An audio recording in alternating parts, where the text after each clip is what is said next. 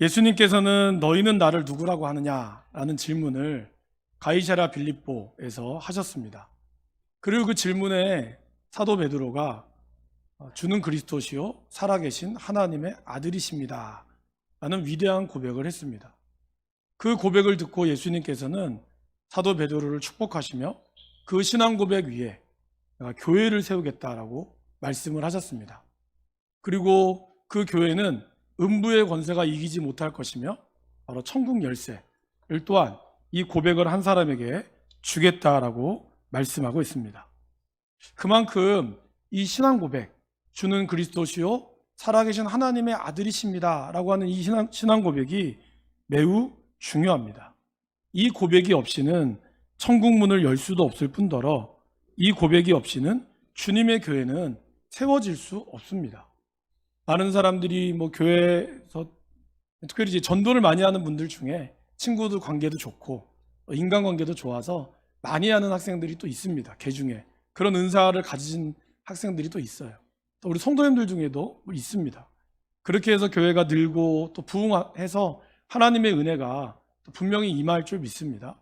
그러나 교회가 든든히 세워나가기 위해서는 결국 저와 여러분들의 어떤 결정적인 고백, 주님이 누구시냐? 결국 신앙은, 우리의 교회는 예수님이 어떤 분이신가?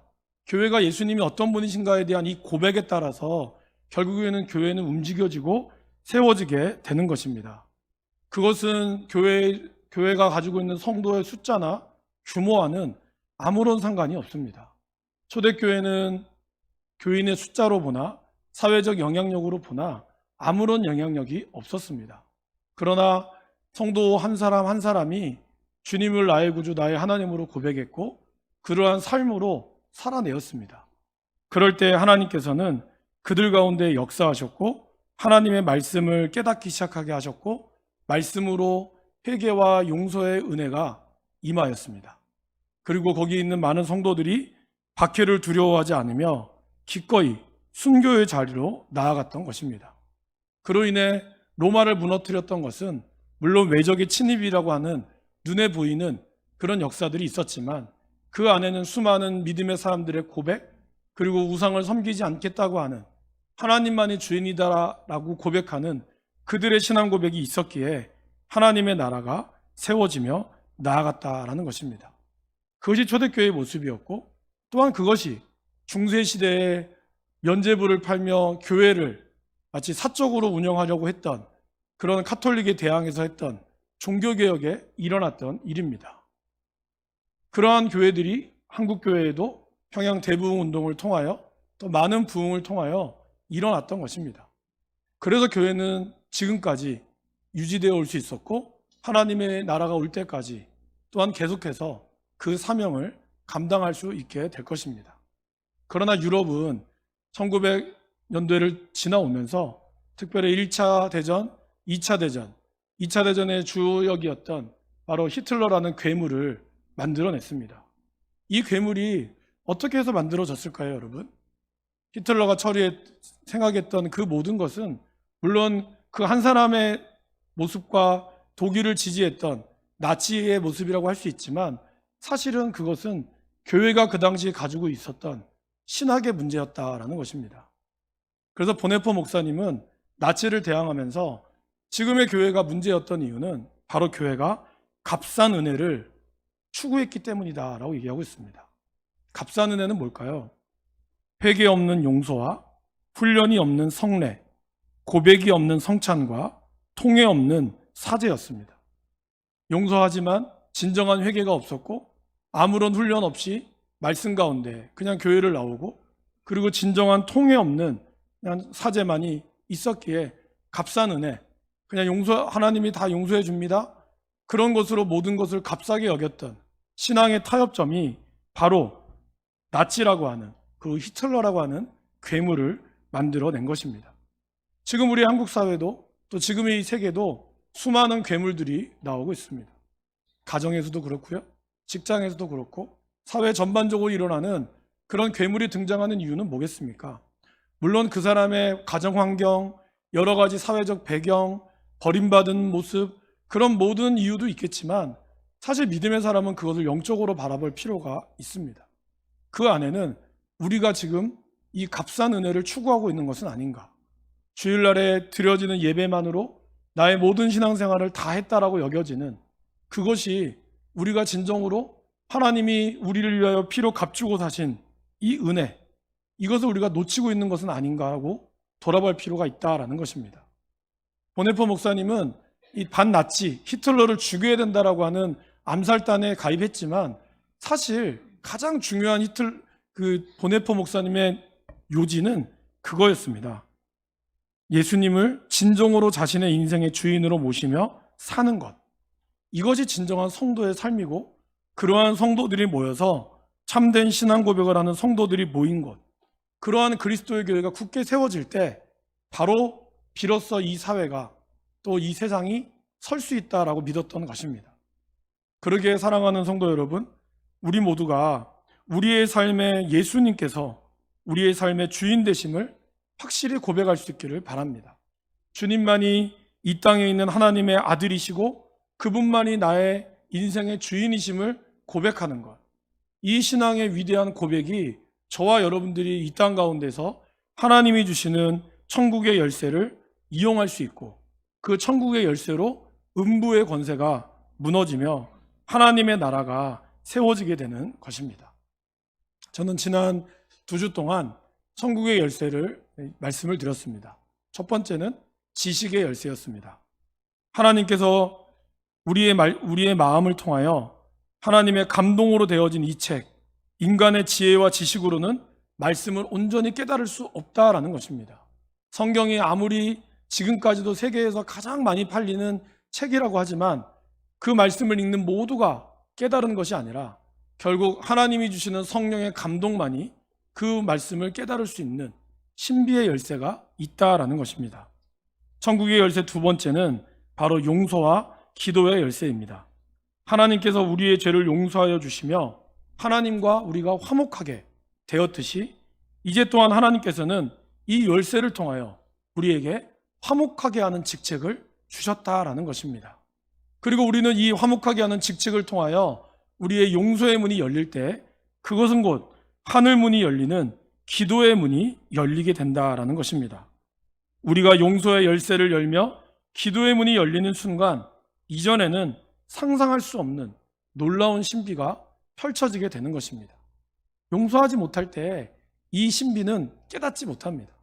내가 가지고 있는 생각과 이것만으로는 절대로 하나님의 신비를 알 수가 없다라는 것입니다. 마지막으로 오늘 세 번째 무엇이겠습니까? 바로 전도의 열쇠입니다.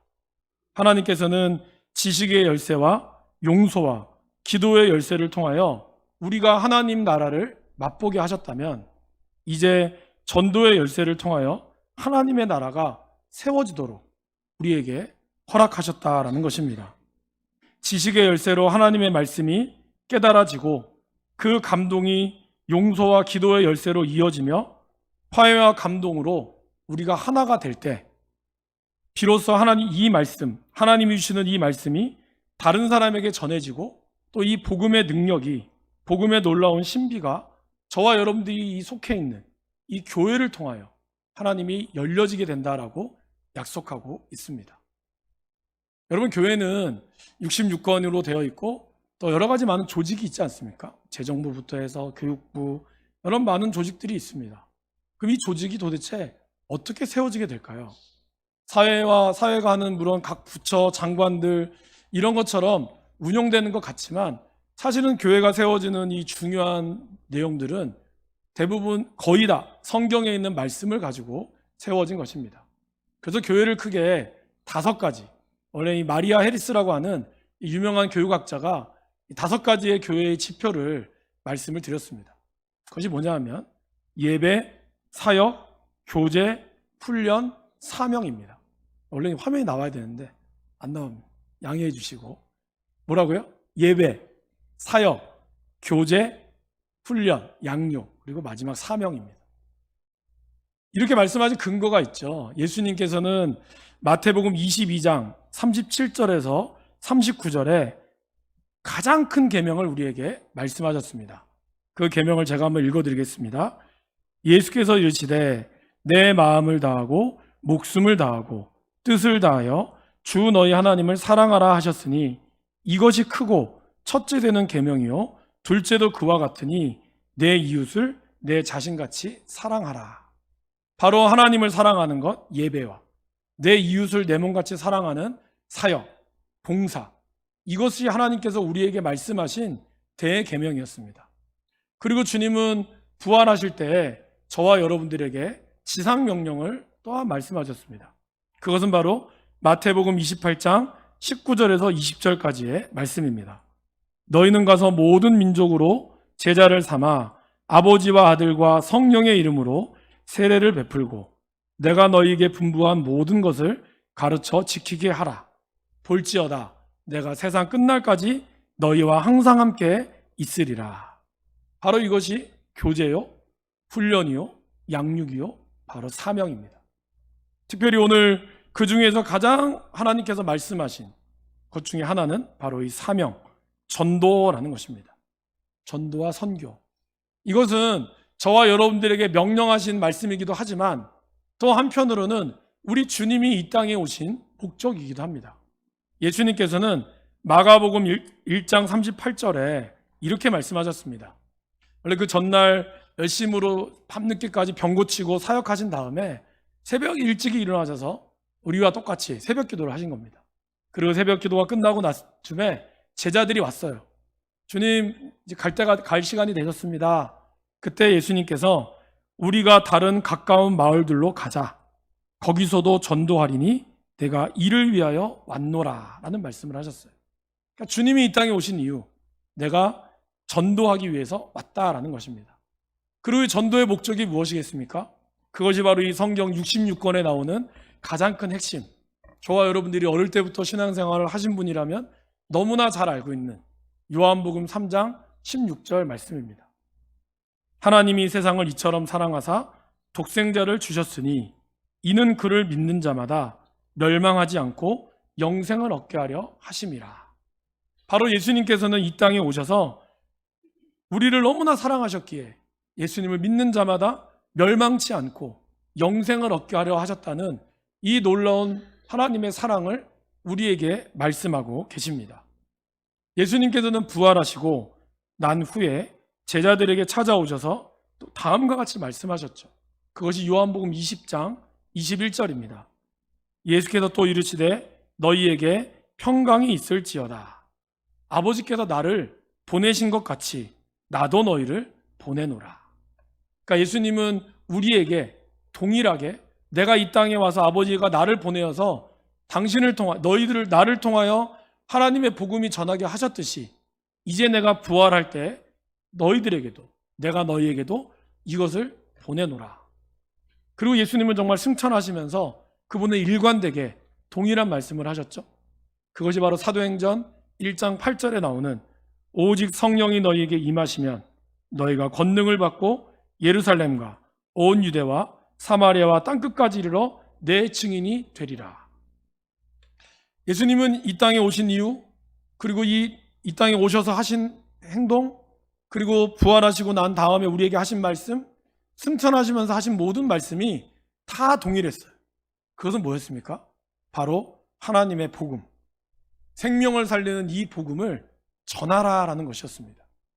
이것은 우리에게 주시는 하나님의 특권이며 또한 우리가 이것을 반드시 지켜야 될 천국 열쇠를 가지고 있다면 외면할 수도 없고 외면해서도 안 되는 특권이다라는 것입니다.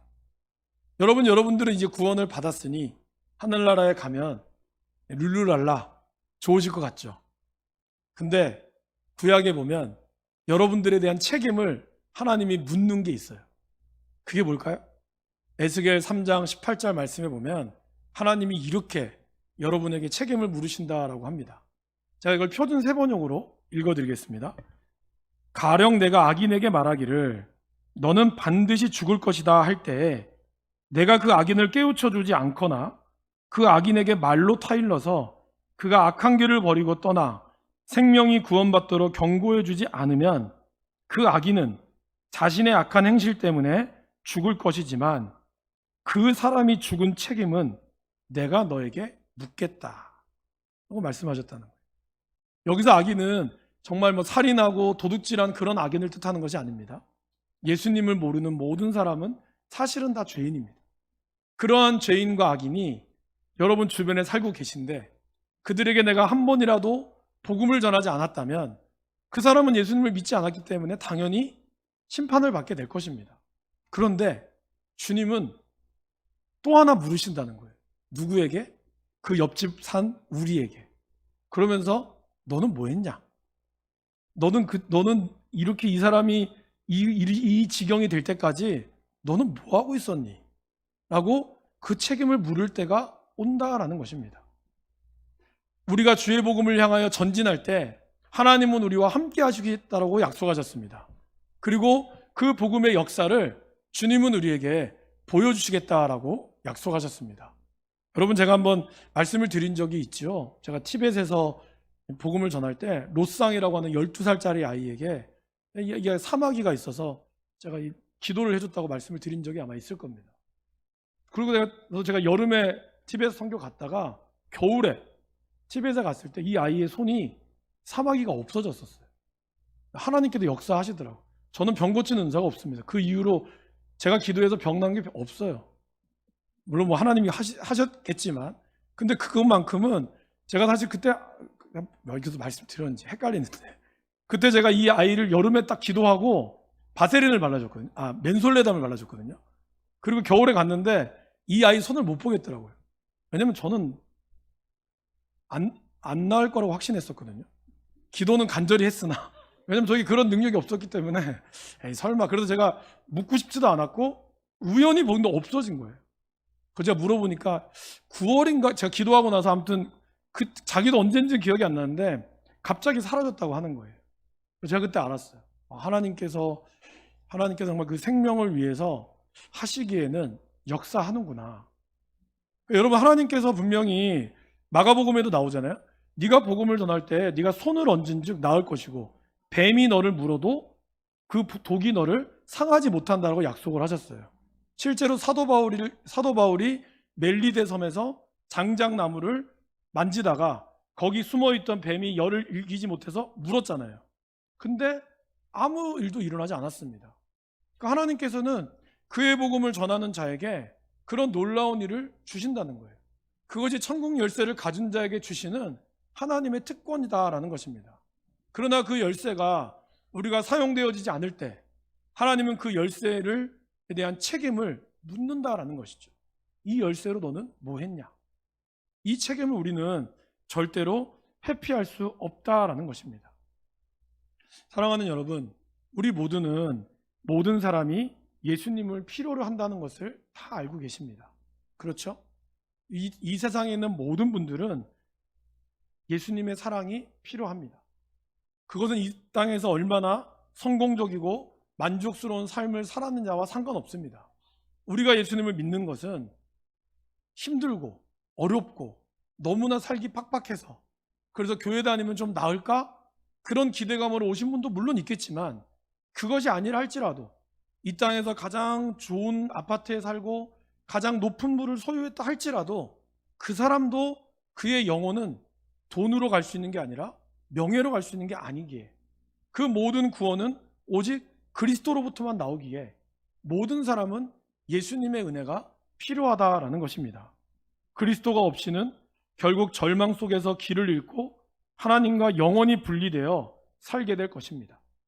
다른 사람들이 하나님과 영원한 관계를 맺도록 도와주는 것, 이 역할을 저와 여러분들이 하는 것이 가장 중요하다라고 말씀하고 있다라는 것입니다. 그래서 사도행전 4장 12절 말씀에 보면 이 예수 밖에는 다른 아무에게도 구원은 없습니다. 사람들에게 주신 이름 가운데 우리가 의지하여 구원을 얻어야 할 이름은 하늘 아래에 이 이름밖에 다른 이름이 없습니다. 이 이름은 무엇입니까? 바로 예수 그리스도라는 이 이름이라는 것이죠. 이 이름 외에는 다른 어떤 것도 우리를 구원할 수 없다라고 하는 확신이 저와 여러분들 가운데 있어야 한다는 것입니다. 그리고 그 고백으로 뭉쳐진 교회, 그 교회가 바로 우리 평화교회인 거죠. 우리 평화교회는 1973년 9월 9일에 하나영 목사님의 사가에서 뉴질랜드 교회의 지원으로 루이스라고 하는 장로님께서 한국에 방문하셨고, 그래서 교회를 개척해서 16일에 창립 예배를 드리고 지금까지 이어져 내려오고 있습니다. 이것은 교회 홈페이지에 잘 나타나 있습니다. 그러나 교회 홈페이지에 글자에 나오지 않는, 글자에는 등장하지 않는 수많은 이름 없는 우리의 믿음의 선배들의 새벽기도, 밤마다 물이 셀 때는 물을 퍼 나르고 그러면서도 무릎 꿇고 기도해서 모두 다 관절병에 걸릴 수밖에 없는 이러한 안타까운 상황 가운데서도 영혼에 대한 사랑을 포기할 수 없기에 기도했고, 기도가 끝나면, 새벽이 끝나면 각 집집마다 지금 우리 중고등부 우리 교사들이 한 달에 한 번씩 하는 문고리 신방과 기도했던 그 모습을 우리 교회의 많은 믿음의 선배들이 해온 걸로 저는 들었습니다. 그 중에는 돌아가신 분도 계시고 또 아직까지 계신 분도 있고, 그러한 기도의 모습이 지금 우리 교회의 모습을 이끌어 갈 거라고 확신합니다. 이제 앞으로 우리 교회는 이곳에서 49년 동안 지켜왔습니다. 그리고 앞으로 우리 교회는 사실 어떻게 될지 아직은 알 수가 없습니다. 우리가 있는 이 터가 사라질 수도 있습니다. 그리고 우리의 교회는 또 여러 모양으로 분명히 좋게 변하겠지만 변할 것입니다. 그러나 저와 여러분들이 기억해야 될 것은 뭘까요? 교회의 모습과 교회의 멤버들이 바뀐다고 해서 교회의 사명이 바뀌면 안 된다라는 것입니다. 이 사명은 주님이 우리에 오실 때까지 우리가 끝까지 붙들고 나아가야 될 모습이다라는 것입니다. 그래서 사도 바울은 그의 사랑하는 믿음의 동료들에게 이렇게 고백을 했습니다. 사랑하는 여러분, 이것이 여러분의 고백이 되기를 바라며 저를 한번 따라해 보실까요? 나의 달려갈 길과 주 예수께 받은 사명,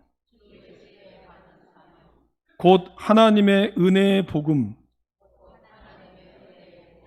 증거하는 일을 마치려 하면은 나의 생명을 조금도 귀한 것으로 여기지 아니하노라. 아멘. 저의 고백이기도 하고 우리 모두의 고백이 되기를 원합니다. 하나님께서 우리 가운데 오실 때까지 내가 지금까지 달려갈 길, 앞으로 달려갈 길, 그리고 주님께서 저와 여러분들에게 주신 사명, 그 사명이 곧 하나님의 은혜의 복음을 증거하는 일을 우리가 마칠 때까지 저와 여러분들이 이 사명을 포기하지 않기를 바랍니다. 하나님의 영광을 위한 예배, 그리고 그리스도의 공동체가 세워지는 섬김, 그리고 하나님의 형상을 닮아가기 위한 믿음의 교제, 그리고 하나님의 사람들을 세워나가는 말씀의 훈련과 양육, 그리고 그것을 가지고 이 부산 땅과 또 우리의 지역과 세계 곳곳에 복음의 선교를 감당하는 것, 이 사명이 포기되어지지 않을 때, 이 사명을 우리가 굳건히 붙들고 나갈 때 하나님께서는 우리 교회가 어떠한 모습으로 가든지 간에 분명히 주 안에서 성장하고 성숙해지며 그리스도께서 영광 받으시는 교회가 되게 하실 것입니다. 물론 이 사명은 절대로 만만치가 않습니다. 사명에는 대가가 치러집니다. 여러분, 우리가 복음을 전할 때 그 복음을 듣는 분들이 어머 정말 그러셨어요? 들어야겠네요. 이렇게 하면 얼마나 좋겠어요. 그죠? 얼마나 좋겠어요. 그죠? 여러분들이 전하는 때마다 그 사람들이 그렇게 깜짝 놀라면서 이렇게 귀한 복음을 내가 듣다니 감사합니다 오면 얼마나 좋겠어요. 근데 어떤 분들은 콧방귀 끼기도 하고요, 어떤 분들은 너나 잘하세요 이런 말 하기도 하고요, 교회가 지금 교회 때문에 이 나라가 이렇게 됐는데 얘기하는 분도 있습니다. 여러분, 또 요즘엔 아파트 전도가 너무 힘들어졌어요. 제가 7, 8년 전에 청주에서 이제 아파트가 신축 현장이어 이제 막 짓고 이제 막 분양받아서 들어오는, 많지는 않았지만 그래도 그때가 이 아파트 문이 잘 열리잖아요. 막 그게 번호키가 없으니까. 그때 들어갔는데, 그래서 저희들이 이제 그 쓰레기 봉투, 그다음에 그 뭐죠? 고무장갑, 그리고 이제 물티슈 이걸 딱 주셨어요. 근데 그분이 참 안 받고 욕하면 그래도 감사한데 받고 욕을 하는 거예요. 왜 받아? 그러면 받은 건 다 받고 경비실에 전화해서 이상한 사람들 왔다고. 지금은 더하죠. 사실 지금은 뭐 아예 실외 입구부터, 물론 뭐 코로나라는 이유도 있겠지만 실외 입구부터 못 들어가게 하잖아요. 그만큼 전도하기가 쉽진 않습니다. 어렵습니다. 그렇기 때문에 뭐 전도의 여러 가지 방법들을 우리가 연구하고 있지만, 그러나 방법은 달라질 수 있으나 우리가 달라지지 말아야 될 건 뭐죠? 바로 사명이죠. 복음에 대한 사명, 복음에 대한 하나님의 열정, 그 마음을 우리는 잊어서는 안 된다라는 것입니다. 초대교회 성도들은 복음을 전하는 것으로 조롱과 채찍질을 당했습니다. 그리고 결박과 옥에 갇히는 수모도 겪었습니다. 결국에는 순교를 당하였습니다. 하지만 이 모든 어려움 가운데서도 예수님께서는 우리에게 분명히 약속하셨습니다. 나와 복음을 위하여 박해를 받고 손해를 보는 자에게 하나님은 반드시 영생뿐만 아니라 이 땅에서도 하나님은 우리에게 복을 주신다라고 약속하셨습니다. 그것은 우리의 지식과 머리로는 도저히 상상할 수 없는 엄청난 복이다라는 것입니다. 이 복을, 이 은혜의 열쇠를 여러분들이 열 때, 여러분 사실 열쇠보다 더 중요한 건 뭐죠? 열쇠를 열 때 그 안에 숨겨져 있는 보화잖아요.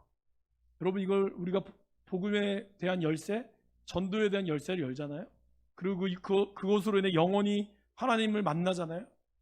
그러면 그 안에는 우리가 상상할 수 없는 엄청난 복이 숨겨져 있다라는 것을 여러분 믿으시길 바랍니다. 그 복을 우리 모두 다, 우리 모든 믿음의 식구들이 함께 누릴 수 있기를 주님의 이름으로 간절히 소원합니다.